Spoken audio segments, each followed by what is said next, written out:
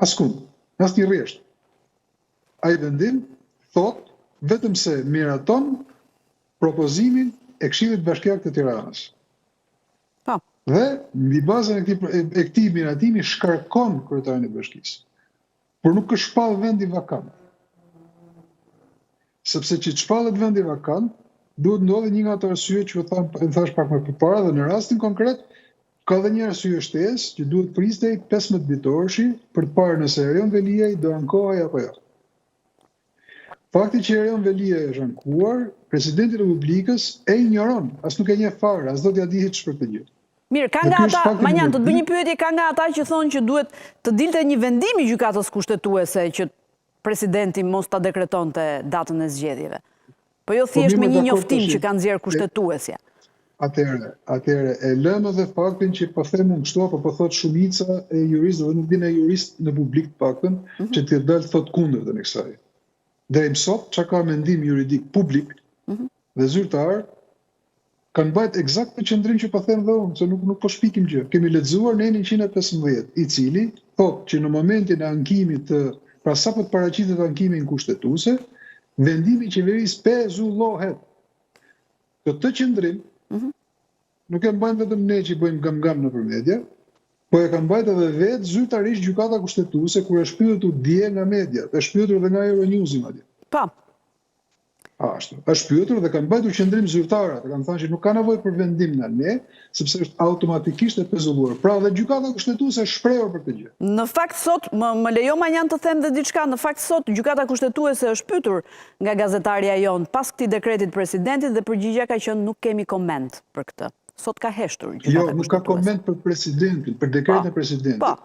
Por nuk me të drejtë mund mos kapse të ketë koment, sepse dekreti i presidentit mund të jetë objekt gjykimi nesër nga gjykata kushtetuese. Mund të jetë objekt gjykimi?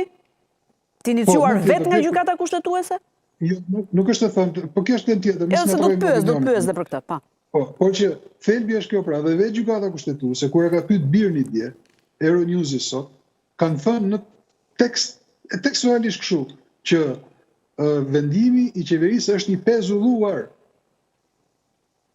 Dhe ky është qëndrim, nuk është njoftim zyrtar, edhe sikur të jetë njoftim zyrtar, se qëndrimet na dalin, apo duhet dalim te terraca e presidencës që dëmë dhe gishtin vesh dhe thëmë, pritë pushkën e filanit. Ky pra është me qëndrime zyrtare komunikohet sot, në botën e sotme. Dakor? I lem çfarë themi ne. E lem edhe për një moment edhe kushtetutën se nuk është e zeza mbi të bardhë, por është thjesht e bardhë. Dakor? Gjykata e vetë ka thënë kujdes, sepse vendimi është i pezulluar, që do të thotë nuk ka vend vakant në Bashkinë e Tiranës. Kështu që në këtë kuptim, edhe në këtë rast, presidenti i Republikës është i sforcuar. Është munduar të justifikojë veten e vet se ka pas vetëm 48 orë kohë nga çasti që ka marrë propozimin nga qeveria. Po, dakor, ashtu është, 48 orë kohë ka. Po kur fillon 48 orëshi në rastin e Bashkisë së Tiranës? Tani nga momenti që e njofton qeveria, apo nga momenti që përfundon gjykimin gjykatën kushtetuese. Këtë nuk e thot presidenti. Se s'ka si ta thot, se është i sforcuar ajo që ka bërë. Jashtë masa e sforcuar. Tani shikoni edhe një herë, dhe kjo është qëndrimi real. Unë e kuptoj Edi Ramën shumë mirë, sepse Edi Rama është në politikë, jeton politik, me këtë punë jeton, me këtë punë habuk. Dhe ai do bëj presionin maksimal për të çuar deri në fund variantin e tij politik të zgjedhur, që është dëshira për zgjedhjen e Bashkinë e Tiranës. E kuptoj shumë mirë këtë gjë.